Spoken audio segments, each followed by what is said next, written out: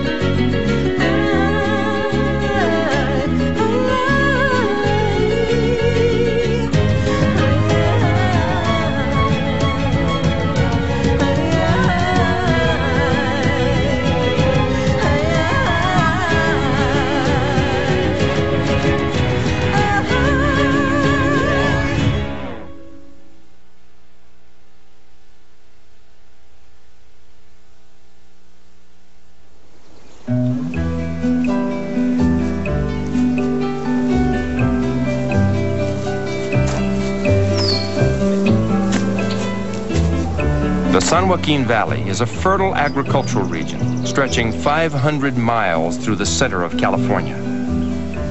In the early 1960s, migrant farm workers who picked crops in these rich fields knew only misery and poverty. Mr. Pena, how much do you earn a year? Oh, well, about $2,500 a year. No. How much education have you had? None. Never been to school? Well, yeah, a few years and so. Can you read? Not too good. How much have you been getting for a day's work? Only $2.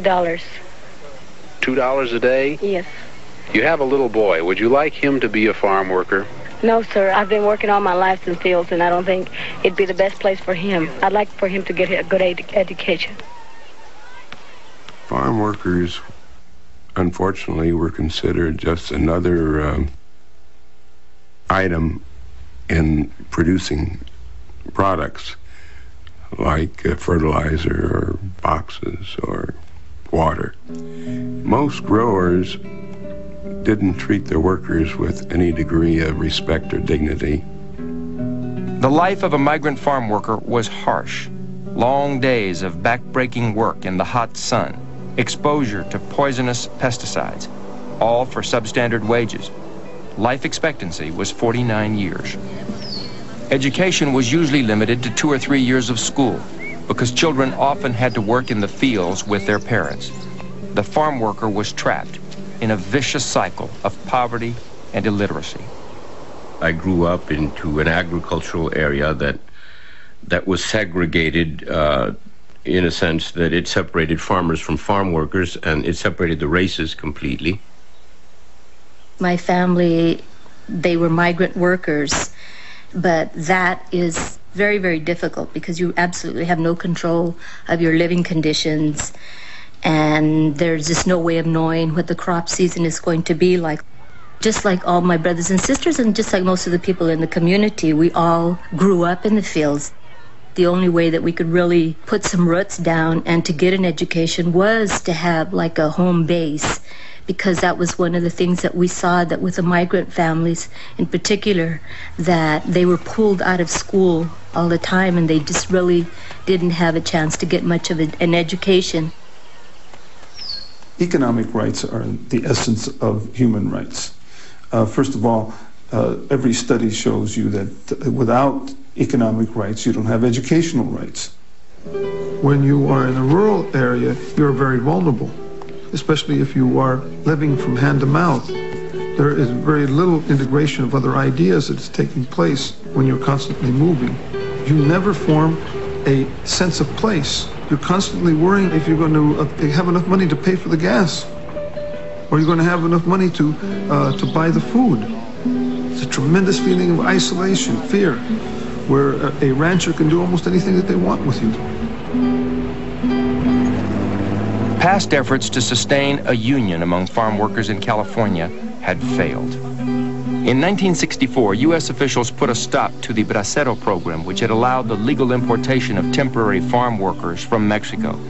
The end of the Bracero program reduced the workforce available to growers, and California farm labor organizers saw an opportunity.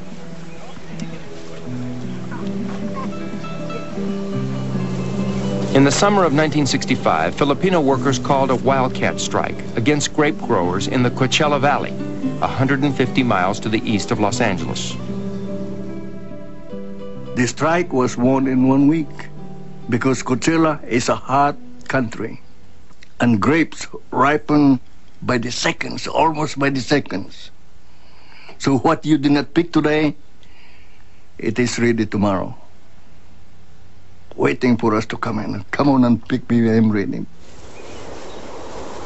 The Coachella growers quickly gave in to the Filipinos' demand for $1.40 an hour. Now the workers set their sights on the grape harvest to the north, near the town of Delano. With a large Mexican-American workforce available to them, Delano growers refused the Filipinos' demand for a wage increase.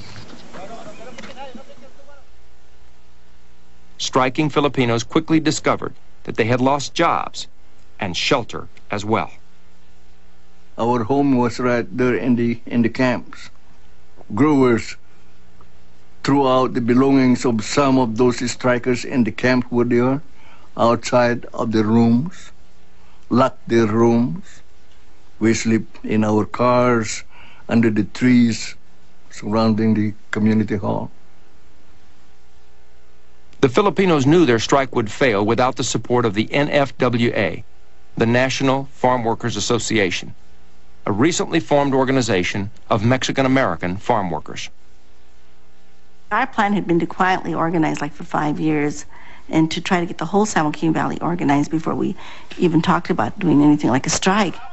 Then when the strike happened, well, everything, just changed. With the Filipinos on strike, Mexican-Americans now had a decision to make. Most considered it a no-win situation. There was no strike fund. Farm workers had no savings. There was no money to support a walkout for even a few days. In Delano, families lived on a day-to-day basis, constantly on the edge.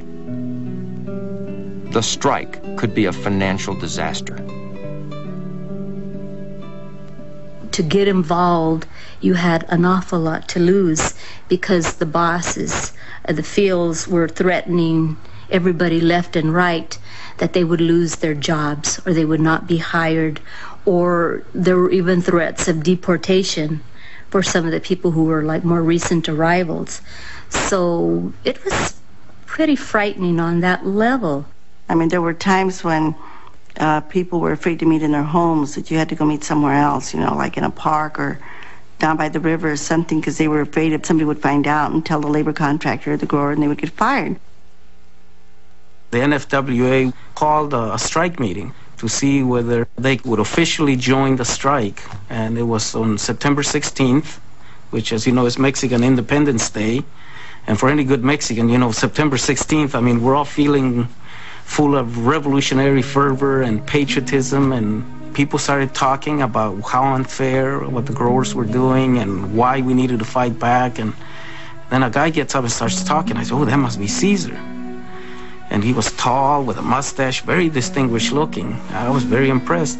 And then he says, now I want to introduce you to Cesar Chavez. And so then Cesar gets up, and he's this little guy, you know, he's very soft-spoken. That's Cesar? You know, I just wasn't very impressed, but the more he talked, the more I thought that not only could we fight, but we could win. We'll never stop. Our job will not be done until every farm worker is organized.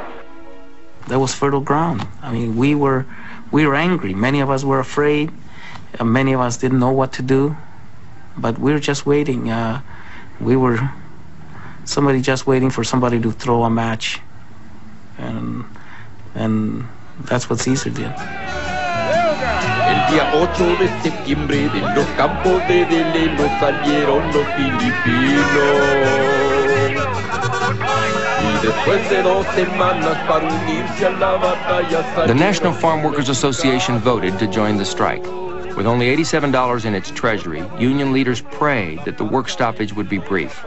Farm workers tightened their belts and bravely faced an uncertain future. Workers were thinking of the strike in terms of days or even weeks, not years. My family realized that we weren't going anywhere, that we had a lot at stake, and that we had to basically stay and fight. That even, like my mother said, even if we starved to death, that we would not be alone, but that we had to stay and fight, because otherwise nothing was going to change. Viva la revolución, arriba con nuestra unión, viva huelga en general.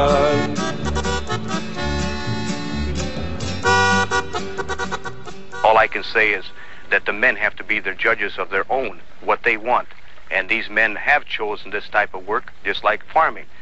Anybody will tell you the farmers are taking the poorest of economics, but yet this is my choice. So the same with these workers. They have chosen this way of life, and if they were not happy, they wouldn't be here. Not all growers were nice people. They just wanted to get their job done. Others were very compassionate to their workers. And so you can't just categorize them all as bad guys or good guys. We came from a hard-working family, poor people. A lot poorer than a lot of these workers that work for us. Of course, it was a different time, a different period, but we were sympathetic to the working person because we did it. Most of the growers in the Delano area settled there in the 1920s and 30s. They came from Southern and Eastern Europe. Every one of these growers, such as my father and others, they were immigrants. They came here with nothing but their hands. And so they were sympathetic to the worker, and they wanted to be fair. What we can't afford, we can't give. Land was cheap because at the time the valley was a semi-desert, an ideal climate for grapes and other crops requiring year-round attention by farm workers. In 1951, the growers received a windfall when the federal government brought water into the San Joaquin Valley, in effect, subsidizing the growers' irrigation needs. This abundant water supply dramatically increased the valley's yield and transformed small farms into thriving agricultural businesses. I worked in a lettuce patch when I was 13 years old. It's back-breaking work, and it's hot work, and it's dirty work. My memories working as a child in the fields would be summarized in long, long hours, hot fields, having to work in hot fields, feeling that that was it, that's what it was going to be. You know, it was going to be always working in the fields. You know, we live in horrible conditions. We get paid lousy wages. Our kids don't have any kind of hope of going to college or being something different if they want to be something different. Basically, we were seen as being ignorant, as being lazy, as being stupid, as being dirty. And that's why we were farm workers. And that's why we were poor. There was a natural scenario for bitterness by farm workers who felt they were treated with in some cases with humiliation, were fired without cause. Perhaps there weren't adequate toilet facilities or fresh water. And those were all things that were legitimate grievances by workers that farmers were negligent to improve upon. Come on out, brothers. We are waiting for you. You are earning more money today because the workers here were not on strike on September the 9th, and they are still out on strike. Does it make you feel that you know that you are taking your brother's job? Come on. The NFWA pleaded, cajoled, and sometimes embarrassed reluctant farm workers into joining the walkout.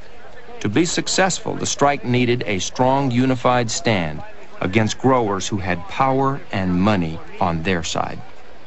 Read it and sign it. Les corté un papel para cada uno. 3 weeks after the walkouts, close to 3,000 farm workers were on strike, affecting dozens of farms in the southern San Joaquin Valley.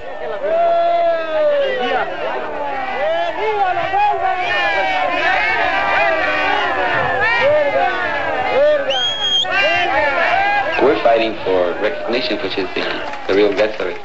It doesn't matter now how much money they're offered. They wouldn't go back because what they want is a union before they go back. Let me ask you this. What do you think of the idea of a union for farm workers? I think it's ridiculous.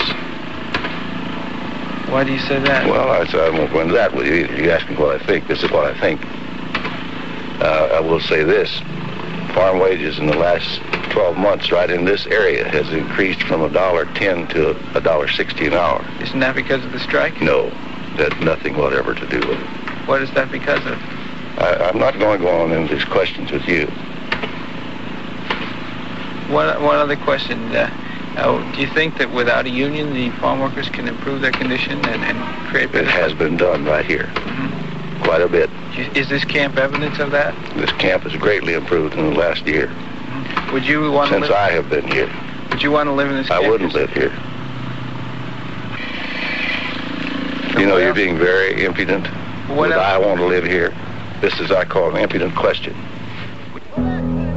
The growers fought back, bringing in replacement workers by the busload, attacking strikers with legal injunctions. We have to be 60 feet from that property line, 60 feet from this property line, which puts us somewhere up in the air. For all intents and purposes, we have no right to picket. The reason we couldn't win the strike in the fields was because the growers had access to an endless supply of strikebreakers. They had all kinds of access to injunctions that would limit the effectiveness of our picket lines so that we couldn't speak to the strikebreakers. So if we can't stop the grapes here, where they're being harvested, then where can we stop it? And so logically, the next place to stop it would be where it goes.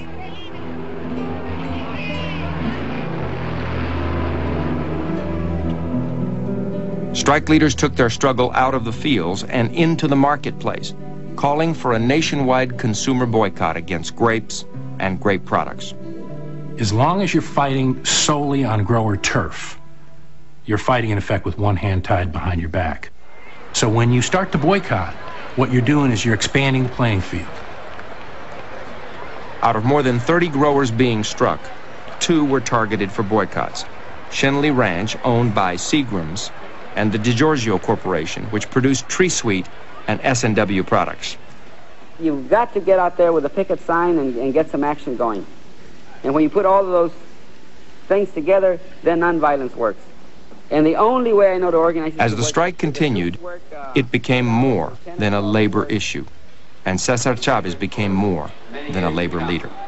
We know that those of you who came from the outside, from distant places to be with us, you have come here at sacrifices to yourselves and to your families.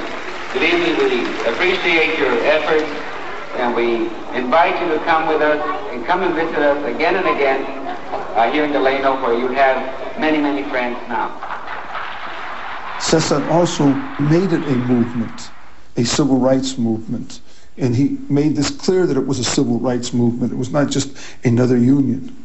You see, it was just not another labor strike. He was a national civil rights leader. And he was talking about the same things as Martin Luther King, nonviolence.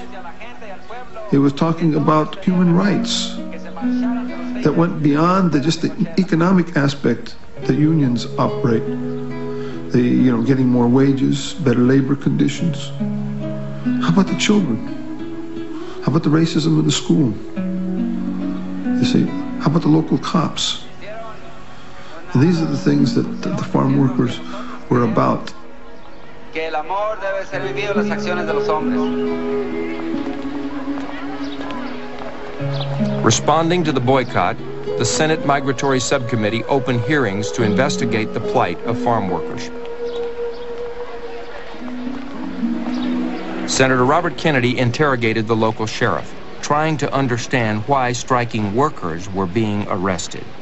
If I have reason to believe that there's going to be a riot started and somebody tells me that there's going to be trouble if you don't stop them, then it's my duty to stop them. And then you go out and arrest them? Well, absolutely. And charge them? Charge them. What do you charge them with? Violating unlawful assemblage. Who told you that they're going to riot? The men right out in the field that they were talking to said, if you don't get them out of here, we're going to cut their hearts out. So rather than let them get cut, you remove the cause. This is the most interesting concept, I think. The fact that somebody makes a report about somebody's going to get out of order, perhaps violate the law, and you go in and arrest them. They haven't done anything wrong. How can you go arrest somebody if they haven't violated the law? They're ready to violate the law, in other words. Could I suggest from the luncheon period of time that the sheriff and the district attorney read the Constitution of the United States?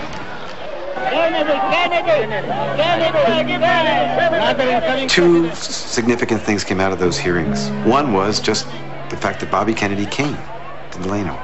And he got to meet Caesar, he got to meet the other leaders of the National Farm Workers Association. And secondly, the hearings just gave visibility to the Delano strike. I mean, it did the opposite of what the growers wanted. The growers wanted invisibility and localization and, crush it locally. That's the strategy. For the strikers, the more statewide and national publicity, the better. We have to come clearly to the conclusion that an ignored part of our population have been the farm workers. That the farm workers have suffered in our society over the period of the last 30 years, and that situation has to be changed. Farm workers had been on strike for 5 months with no solution in sight. Union leaders needed to find a new way to win over the American public.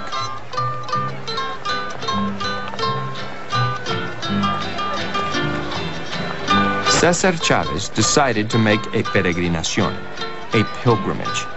Starting in Delano, he planned to march 300 miles to the state capital in Sacramento. Along the way, he hoped to recruit enough men, women, and children to focus national attention on the farm workers' cause. Marchers realized that their route would pass through hostile territory in the heart of the San Joaquin Valley. Con el escandor hermoso de nuestra guadalupana van marchando a Sacramento nuestra gente mexicana. It opened the farm worker struggle beyond Delano, and it was to take the message of the farm worker struggle to farm workers all up and down the valley. The other thing that it did was take head on the fear that most people felt in the valley. So you kind of grew up or lived with this kind of unspoken fear of knowing that there was this side and that side of the tracks, that there were places you couldn't go, that there were ways you would be treated. The San Joaquin Valley is full of those limitations, of those barriers and those lines that you never crossed. Well, this march crossed them. It crossed them all. It was, to me, a literal taking of the territory. As the marchers passed through each town, more and more sympathizers came out to join their pilgrimage.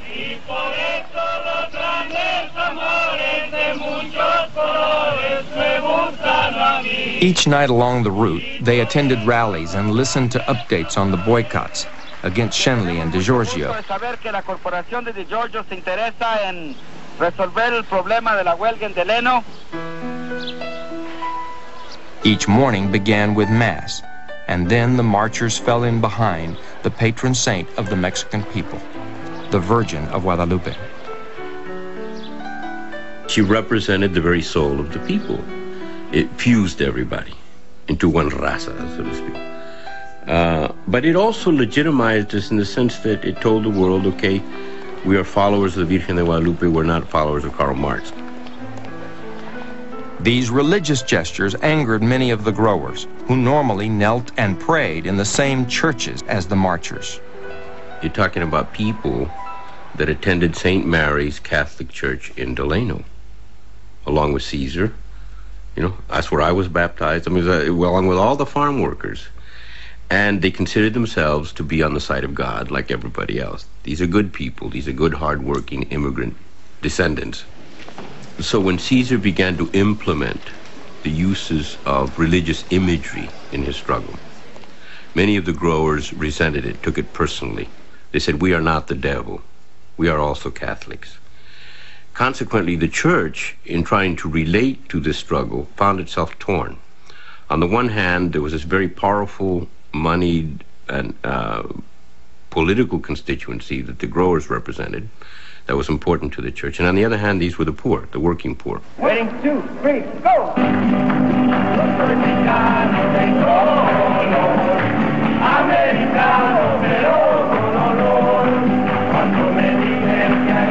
At rallies along the march, the farm workers' theater, Teatro Campesino, performed skits ridiculing the growers. Originally created on the picket lines, the teatro now recruited local farm workers to be actors in the plays. Oh, hello, baby! Hey, baby! Don't do that, boy! I found out that one of the hardest things for me to do was to get campesinos to act like growers. Boy! How would you like to be a rancher for a day? Oh, no, you're not. Oh, yeah, but you're not. But the moment that they did the boss, they changed. They became better organizers. They became, like, confident and in control of themselves. And Caesar saw this, so the teatro started to develop a lot of the early organizers that the union sent to places, sent them out into cities to work on the boycott, or sent them out to other areas to organize farm workers, who became a source of organizers, just strictly on the strength of self-expression, of speech and drama.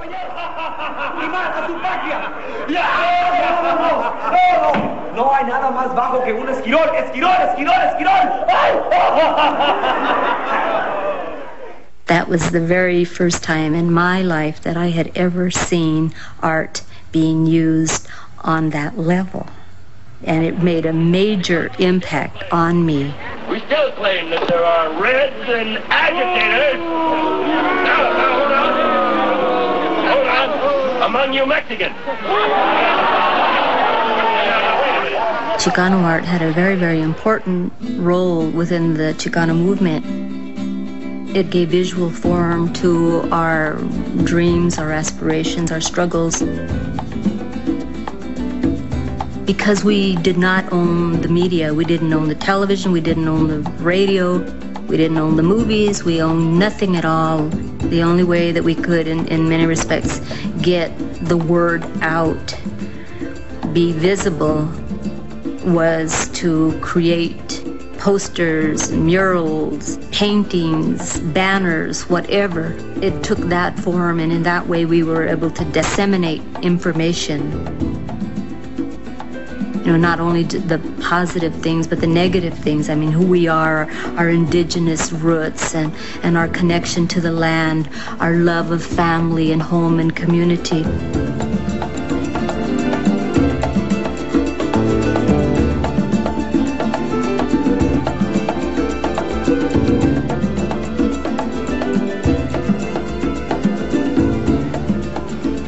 21 days into the march, the line of demonstrators stretched for miles through the San Joaquin Valley, and news arrived from Delano. The Schenley Corporation, concerned about negative publicity for its Seagram's label, was ready to negotiate. The farm workers had won their first victory. How'd you feel when you stopped all of a sudden? They told you that Shenley had... No, I felt like hugging everybody, man. I mean, all of us that were all together, we were all marching and everything. We were just about giving up hope, man. We didn't think anybody would, cooperate. But when we heard about it, we were real happy. I sure felt good, by God. Still refused to negotiate. They announced that they will not recognize the association and they will not bargain with us. So, que siga la huelga. Easter Sunday, 1966. After 25 days on the road, 10,000 marchers arrive at the state capitol in Sacramento.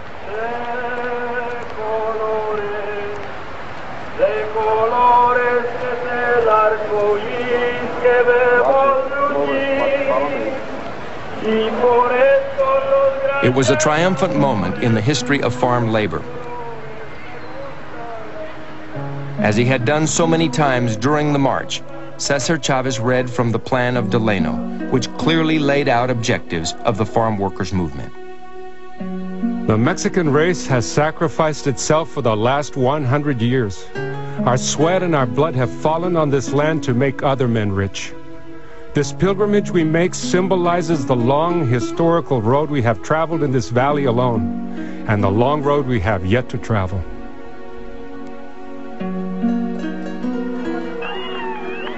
August 1967. The farm workers had been on strike for almost 2 years. After a bitter struggle, the DeGiorgio Corporation finally signed a contract with the farm workers. But 28 other growers still refused to negotiate. We still had this strike going on, and the grape companies, they had not sat down to bargain with us. And we decided then to go after the biggest grape grower, which was Jamara, who has about 4,000 workers. John Jamara Sr. had a whole panoply of legal forces, and they got an injunction, which limited our picketing. So the strike was somewhat weakened. We then decided that we were going to boycott Jamara's label, and we started boycotting just Jamara grapes. But then Jamara started using everybody's labels. So before you knew it, we were like boycotting like 58 labels or something. So we started to boycott the whole industry, since the whole industry seemed to be coming to Jamara's aid. The whole point of the boycott was to put enough economic pressure on the growers to get them to sit down and talk. That's all we wanted, was to get them to sit down and talk like reasonable people about what conditions and what wages people would work for. I know of no grower in the Delano area who has refused or who would refuse to sit down and to talk with the workers on his farm, whether it's dealing with wages or housing or other working conditions. But not with the union organization. But they do not feel that the organizer and the agitators represent their workers. And there have been no indication on the part of the workers themselves working on the growers' farm that they wish these organizers to represent them. As farm workers looked for broader support, they faced a world they knew little about. When we went out, we had to lose all shame and be willing to ask for everything. And we were asking people to quit their jobs and drop out of school and come work with us full time. We were asking people to give us money. We were asking people to let us live in their home and sleep on their floor. We were asking people to feed us. And we were asking for paper, for leaflets, anything you could think of, we were asking for, because we didn't have it. And we needed it in order to do the boycott. The longest time was in Chicago. Caesar told me, just go out and stop the grapes and you can come home. I didn't know what that meant. I mean, I was 21 years old, never been to any big city by myself, had no idea where Chicago was. And they gave me a bag of buttons, one name of a supporter in Illinois, and something like $15, $20. I had no idea how I was going to live or support myself. My whole world had been a Spanish-speaking world, a farm worker world.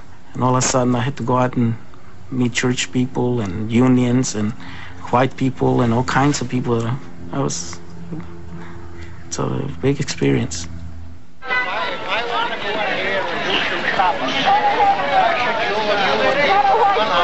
There were so many people that before the farm workers' boycott began, they hadn't stopped to think about where the things that they ate came from and who was involved in getting the food on their table.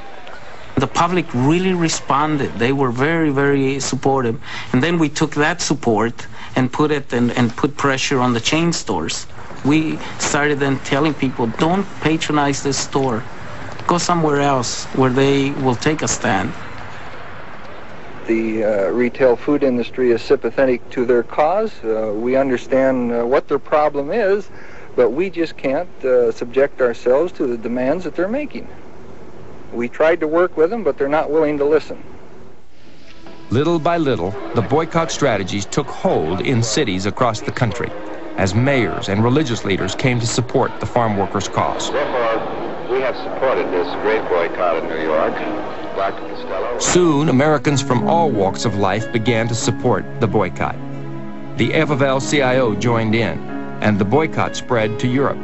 In England, Sweden, and France, dock workers refused to unload California grapes. For young Chicanos and Chicanas in the cities, the farm worker movement became a pivotal experience. Many young people went to Delano and came away with a new sense of what it meant to be Chicano. I think it was the Farm Workers Union that really became the heart and soul of the Chicano movement, because it was the most visible in many instances, because it was the most vulnerable, because again we were supposed to have been the most ignorant and unorganized and isolated, and I can go on, yet people were still out there taking a stand in some of the most dangerous, brutal, vicious conditions that you can imagine. And yet people were out there. So I think they were really an inspiration.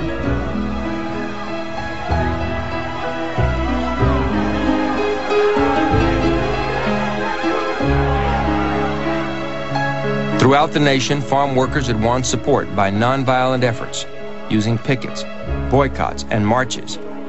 But back home, patience was wearing thin. The strike started in September of 1965, and 2.5 years later, we were still on strike. It's a very long time for people to be on a picket line, a very long time for people to be without things, without basic things. And so some folks were starting to say, well, maybe this nonviolence thing isn't going to work. Another winter arrived, a hungry time for striking farm workers. Cesar Chavez was deeply troubled by union members who talked openly of using violence against growers.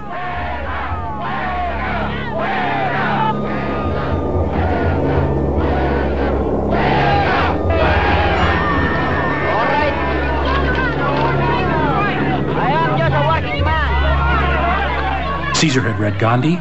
Caesar followed Martin Luther King in the South, and Caesar thought that the same tactics could be applied in an agricultural dispute. How long have you scabbed on your fellow workers? You say probably somebody else is going to win my battles and I'm going to gain by it. That's not the point. If everybody thought that way, there wouldn't be a strike. We'll still be in the same lovely condition we were. We're not trying to... As voices grew angry, Chavez made a pivotal decision. On Valentine's Day 1968, he began a fast, refusing all solid food, drinking only water. It was the ultimate nonviolent act, but it confused many of his followers. We didn't have a coherent union yet. Now, Caesar decided that since the rumblings were going on, he was going to show people what guts was all about. And he announced one day that he was going to march out to the gas station at the 40 Acres in Delano and fast, so people could think about nonviolence. It was a complete stunner. There weren't enough hours in the day, enough days in the week to do the work, just to keep the union moving forward. And here is the founder of the union, the leader of the union, saying, timeout. There was a lot of grumbling about the fact that we needed Caesar as the leader of the day-to-day operation of the union, and some felt that we didn't need a visionary at this point, or we didn't need a dreamer, or we didn't need a martyr, or we didn't need some type of religious figure of some sort.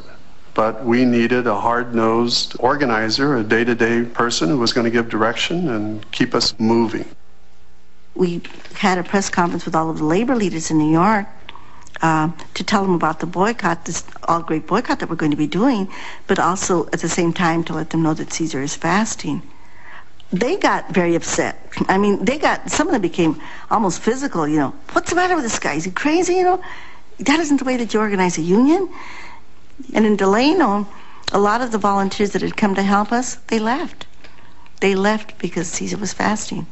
Because some people, some religious people that we had, they said, oh, he's trying to play God. They couldn't understand the spiritual power of the fast.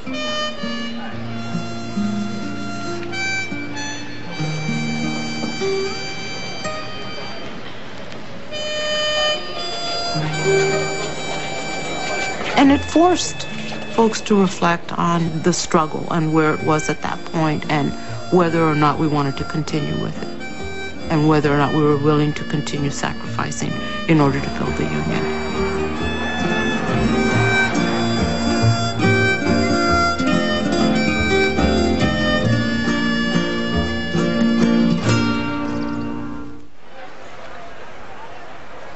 Chavez was ordered to appear in court for a hearing to determine if the union had violated an injunction by picketing the Jamara farm. Almost 2 weeks into his fast, Chavez was weak, and his health had suffered. I remember waking up that morning and feeling pretty damn scared because here I had a guy, my client, who's on the 13th day of a fast, and I didn't know if these jerks were going to throw him in jail. So I went to pick him up early, and I remember it was a foggy morning, and coming out of the fog, the headlights of farm workers' cars started coming, and they just came endlessly. I felt so great to see all those workers headed to the courthouse. And we had about 3,000 workers at the Kern County Courthouse. They were lining the walls. They were very quiet. And Jamara's attorneys wanted to kick us out. And the presiding judge that day was a guy named Judge Osborne. And I remember going into his chambers and arguing with this guy, Bill Quinlan, Jamara's lawyers. And Osborne said, basically, you know, Bill, if we kick these workers out, it'll be just another example of goddamn gringo justice. That fast transformed enemy territory into our territory because just the presence of 3,000 peaceful, nonviolent farm workers in the courthouse changed the attitude that the workers in the courthouse had toward the farm workers. They weren't misbehaving. They were human beings. So I think that Caesar's commitment to nonviolence did a lot of things. First, the general support of the American people was dependent on it. The boycott was dependent on it. But more importantly, that fast and that commitment, I think it was the glue that made the union a union.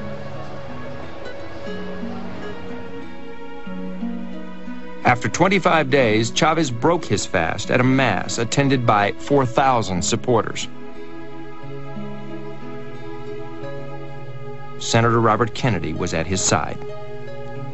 3 months later, Kennedy was killed. Farm workers lost a friend and one of their strongest supporters.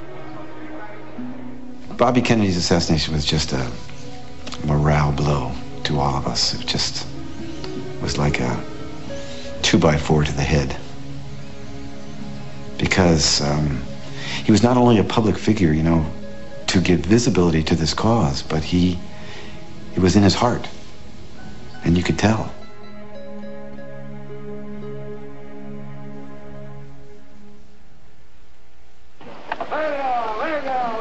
By 1969, the farm worker strike was in its 4th year. Jamara and the other growers, undaunted by the national grape boycott or the strike, still refused to recognize the farm workers' union. And they found a powerful ally in the newly elected governor of California, Ronald Reagan. There is no grape strike. No one's been able to find anyone picketing the vineyards who ever worked in them. And the only contracts that were signed between Mr. Chavez' union and a few wineries that signed up under the coercion of his threats of boycott. The farm workers, faced with dwindling resources and low morale, renewed their efforts in many U.S. cities to expand the national grape boycott. What they did, they went to the East Coast. They went to New York. You have to remember, this was a time of the Vietnam War, the radical movement to the left. There was a strong movement of this type. Well, they had hundreds and hundreds of people scattered in at least 50 cities, and they were pressuring supermarkets and retailers not to handle grapes. By early 1970, the boycott began having an effect.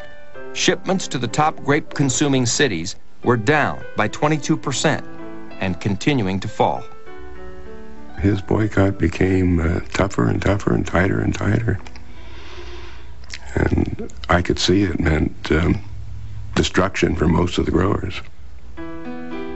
In Chicago, Eliseo Medina realized that all his hard work was finally producing results. There was an announcement made by the chain stores. They were going to stop selling grapes. They're going to stop selling grapes. And then it's, oh my God, so we call California. You know what there is? Just said, we just got the same reports from Detroit and from New York and from all of these places. Reports started coming in that chain stores were doing this. That's what killed us. And we had stores tell us, look, we can be sympathetic to you, but we cannot tolerate this kind of damage. That's what brought us to our knees, not our workers. It is my belief that in friendship with Cesar Chavez and with his workers, that this will be a constructive solution to the problem. On April 1st, the National Farm Workers Association signed a contract with Lionel Steinberg of the Freedman Ranches. I will try as hard as they will try. We did feel that he would be probably the first one to sign a contract, and he was, because he did have a liberal reputation, and also was a lot better with his workers than some of the other growers were. We knew he was a man with a conscience. I had the union label, and immediately some of my customers, much to my surprise, started telephoning. They wanted to buy my grapes. And in this respect, I did have a temporary advantage, because my grapes are worth $1 or $2 a box more than the non-union grapes were. The dynamic of having union grapes reinforced the power of the boycott, because stores didn't want farm workers picketing in front of their front door. They didn't want any hassle, so they bought the union grapes. So the price of union grapes went up. There was a premium on union grapes, and the price of non-union grapes went to hell. My competitors were very bitter. Here Steinberg is getting $2 a box more, and he can go to New York, he can go to Chicago, he can go to Boston, he can go to all these closed-up cities, and we can't do it. So several of the growers said, this is too good, we better get on the act too. You know, the union has a little black eagle. That's our union label. And growers were clamoring for that eagle. And then all of a sudden, these growers who had hated our guts fell in love with us, and we couldn't sign contracts fast enough with them. In July, the union's attorney, Jerry Cohen, received a late-night call from John Jamara Jr. He and his father wanted to meet with Cesar Chavez. So we went to a room at the Stardust Hotel in Delano, and John Jamara Sr. and Jr. came and said that they were interested in signing a contract with us. That was 12,000 acres of grapes. We were dying to get them. But we decided what we'll do is we'll tell John Jamara, we won't even sit down with you unless you round up every Delano grower. And we thought, well, this is pushing it, but why not? So we went to the meeting, and in the middle of the night we said, you round up all Delano. And their response was, we'll have them at the St. Mary's School tomorrow morning. Cesar assigned me to do negotiations. And I guess the growers complained about me. First of all, I think that they weren't used to dealing with women. And she's a Mexican woman. What could be worse from a grower's point of view? Dolores always stuck to her guns. And they said, they being the growers, said Dolores drove him nuts. But I think the reason she drove him nuts is because she, more than anybody, stood for things that they couldn't stand. I mean, their workers were standing up to them. You know, some of the other people, like the attorneys, like Jerry Cohen would say, well, you have to be polite. You know, their attorneys, you have to be polite to them. And my thinking is, why do we need to be polite to people who are making racist statements at the table or are making sexist comments? I mean, I think when they do that, you have to call them out, because then also you're educating them in the process so they can stop that kind of behavior. I'd say in some circles she was known as the Dragon Lady among the growers, because she was the toughest of the bunch. So see, they didn't call her Dolores, they said the Dragon Lady.